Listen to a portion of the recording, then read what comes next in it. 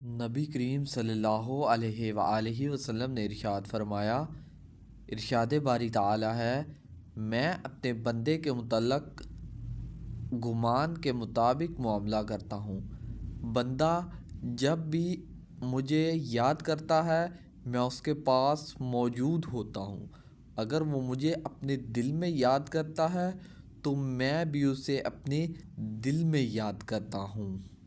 اگر وہ مجھے کسی مجلس میں بیٹھ کر یاد کرتا ہے تو میں اس سے بہتر محفل میں اسے یاد کرتا ہوں۔